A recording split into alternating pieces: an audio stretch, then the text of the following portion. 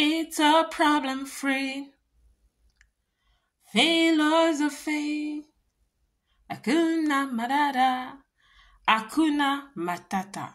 Pour ceux qui ne sont pas africains, Hakuna Matata, c'est une expression de la langue swahili qui signifie tout ira bien, tout finira par s'arranger. En d'autres termes, on laisse la responsabilité à tout de s'arranger tout seul. Et dans cette chanson, ils finissent par dire, c'est une philosophie de vie sans problème, une philosophie d'une personne dont l'état d'esprit est je n'ai aucun problème, je n'ai pas de soucis, tout finit par s'arranger. Et il y a une autre chanson que je chantais énormément quand j'étais jeune. Le jour où j'ai compris le mal dans cette chanson, j'ai arrêté de la chanter parce qu'en fait, c'est une chanson qui te conduit vers une vision hasardeuse. Je ne sais pas si ça existe, des visions hasardeuses. C'est vraiment, à mon avis, un état d'esprit d'inconscience totale, d'insouciance totale. Et cette chanson est en anglais. Elle dit When I was just a little girl, I asked my mother, what will I be? Will I be pretty? Will I be rich? She told me tenderly, que sera, sera. Whatever will be, will be. The future is not ours to see. Que sera, sera. Que sera, sera. Ça, c'est en espagnol ou en langue latine. Que sera, sera. Ce qui sera, sera. Advienne que pourra.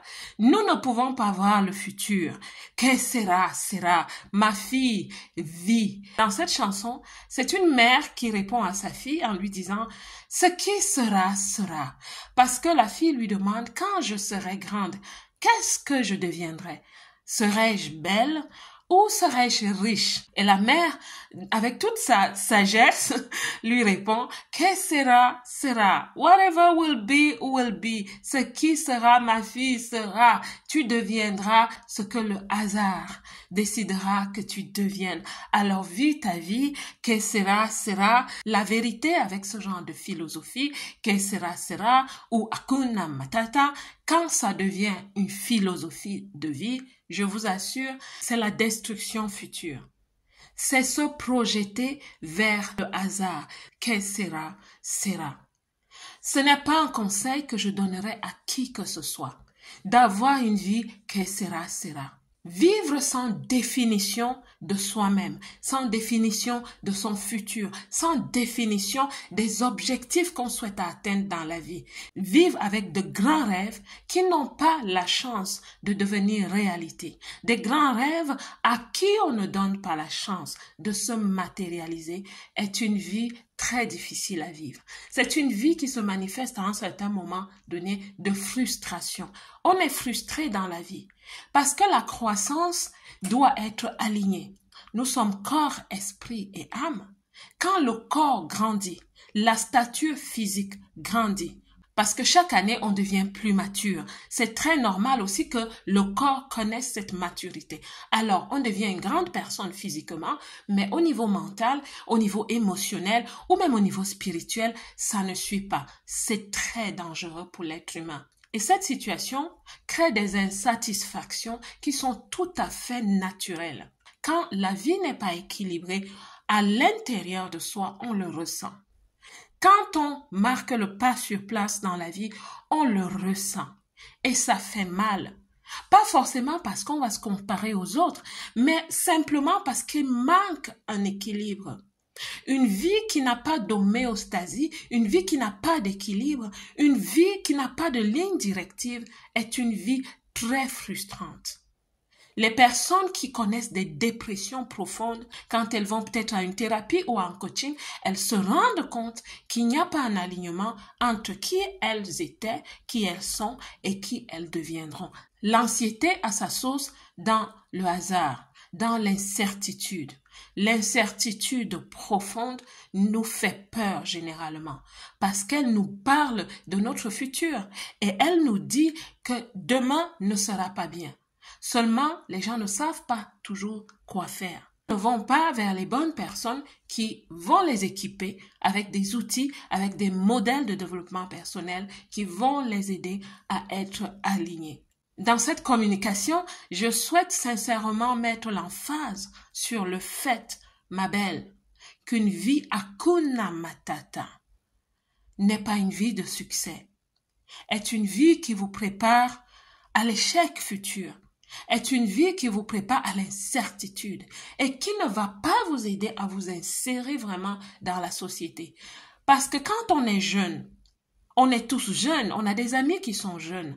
On se cherche tous, entre guillemets, dans la vie. Donc, c'est comme si on se comprend naturellement. Quand on fait des erreurs, on en rit. Mais il arrive un moment, à un certain âge, où la socialisation devient consciente.